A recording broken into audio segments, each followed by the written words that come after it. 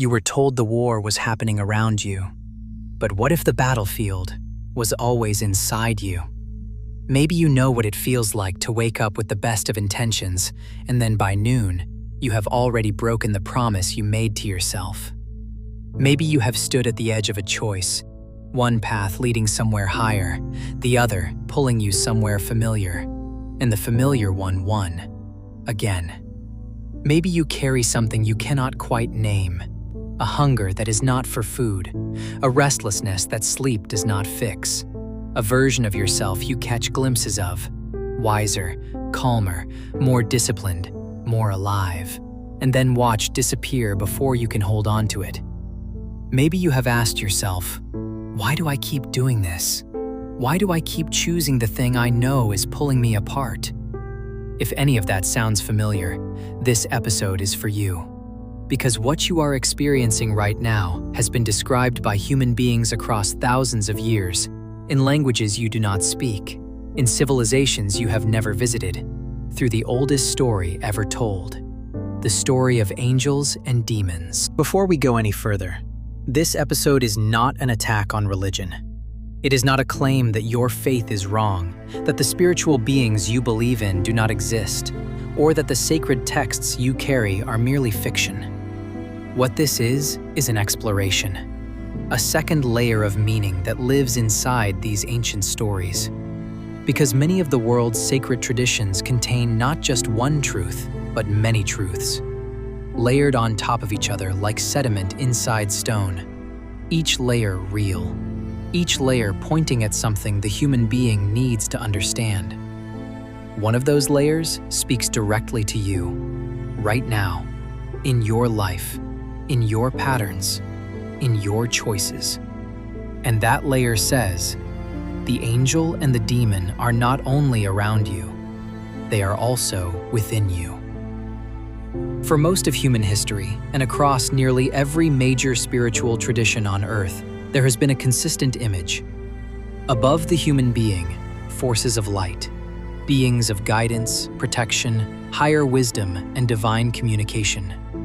In the Abrahamic traditions, Judaism, Christianity, and Islam, these are the angels, messengers and servants of the divine, beings associated with truth, protection, and the elevation of the soul. In Zoroastrianism, radiant cosmic forces, the Amesha Spentas, were understood as divine emanations working through the universe toward righteousness and order. In the ancient civilization we now call Egypt, known to its own people as Kemet, divine forces surrounded the soul through every stage of its sacred journey, including its journey after death. They were not merely decorative, they were the architecture of the cosmic order. In the Vedic traditions of the Indian subcontinent, devas, elevated cosmic intelligences, were understood as forces of light and order within the fabric of existence, present, active, real. And then, moving in the other direction, the opposing forces, beings associated with destruction, temptation, chaos, and the deliberate corruption of the human soul. Demons, jinn, shayateen, shadow entities. The adversary, in its many names and forms across many traditions. These images have appeared independently in civilizations that had little or no contact with each other across thousands of years, preserved in stone, in scripture, in ritual, in art, in architecture, and in sacred song. That is not nothing. Whether you hold these as literal spiritual realities, as divine archetypes, or as something more complex than any single interpretation can contain, the pattern itself is remarkable.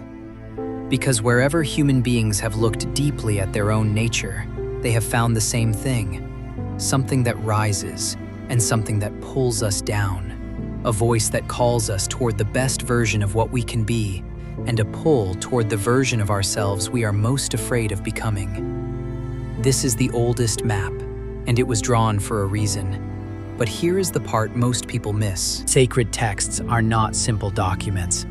They are layered archives, compressed civilizations, libraries of human knowledge built over centuries and sometimes millennia, before a single word was ever committed to writing.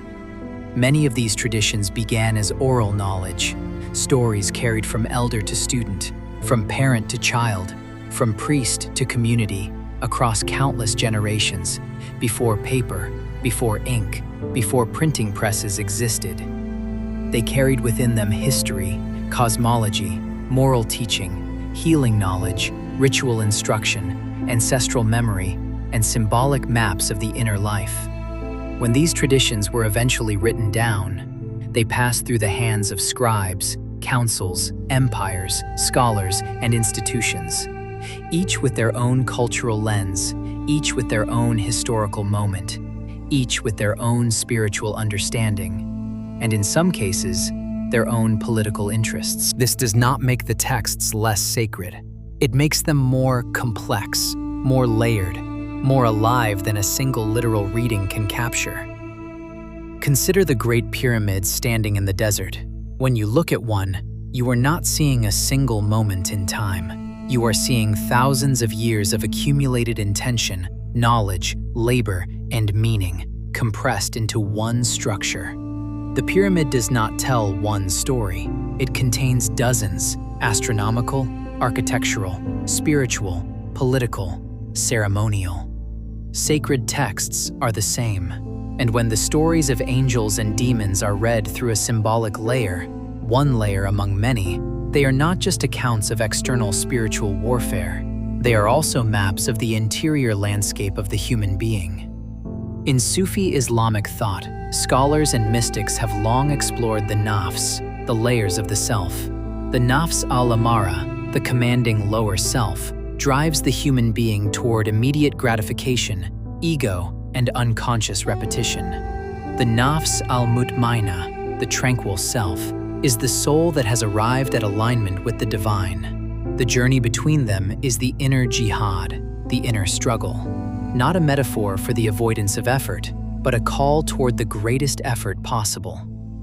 In Kabbalistic Jewish mysticism, the Yetzer Hara and the Yetzer Hatov, the impulse toward self-destruction and the impulse toward good, exist within every human being simultaneously, not as external invaders, as interior forces in perpetual tension. The tradition teaches that the Yetzer Hara is not simply evil, it is the raw energy of desire and survival, which can either be directed toward growth or allowed to consume the person who carries it. In Vedantic philosophy, the higher consciousness, Purusha, stands in contrast to the forces of Rajas and Tamas within the human system: agitation, inertia, the qualities that cloud awareness and drag the soul away from clarity and purpose. In the wisdom traditions of ancient Egypt, the heart of the deceased was weighed against the feather of Ma'at, truth, order, and righteousness, not as a test of perfection, as a reckoning with what the person had chosen, day after day, during their time on earth. The image appears again and again, not because one tradition borrowed from another, but because the experience it describes is universal. Something in you wants to rise. Something in you wants to stay exactly where you are, and there is a war between them. This is where the symbol becomes personal. The demon does not always look like darkness.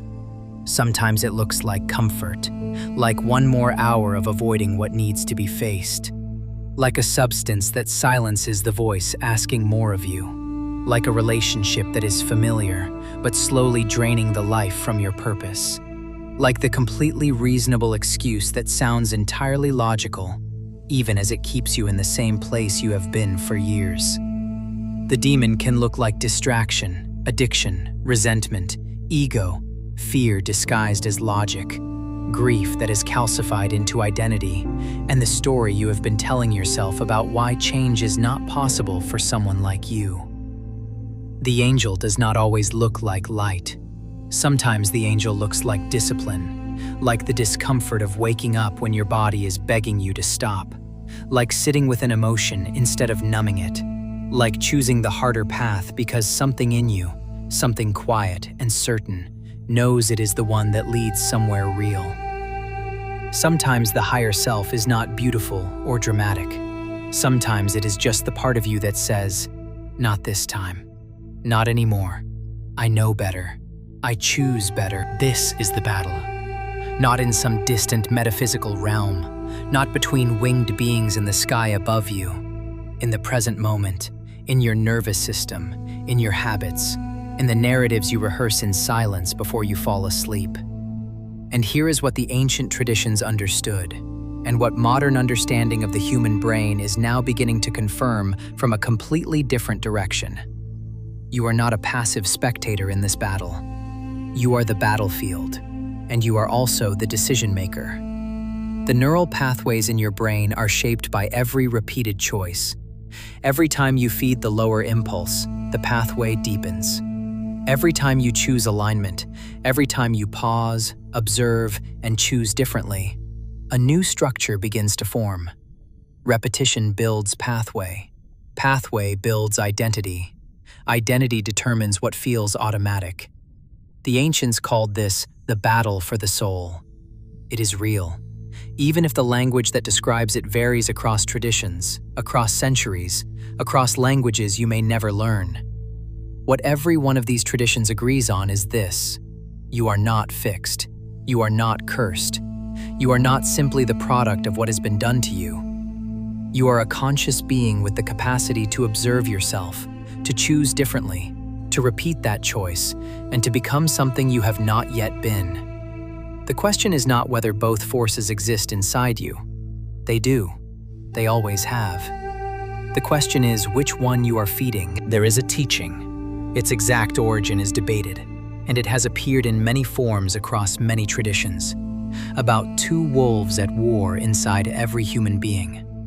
One driven by fear, ego, resentment, and destruction. One driven by love, courage, wisdom, and truth. And the teaching ends with a single question: which one wins? The answer? The one you feed. Whether you understand the angels and demons in your tradition as literal spiritual beings, as divine archetypes, as symbolic language for inner forces, or as something more complex and layered than any single interpretation can hold, the invitation is the same. Know yourself. Observe yourself. Choose deliberately. And when you fall, because you will fall, as all human beings do, return. Not with shame, with the quiet, serious decision to begin again. The sacred texts of this world were not preserved across thousands of years just to give you something to read. They were preserved to remind you of something you already carry, that you are not the victim of the forces inside you. You are the place where those forces meet the will to choose. You are not broken. You are not losing. You are in the middle of the oldest, most human story ever told. Every day, every hour, every choice. You are writing the next line. The battlefield is inside you, and so is the victory. This has been CSNN Episode 6. Your angels and demons are not outside you. Sit with this, and we will see you in the next one.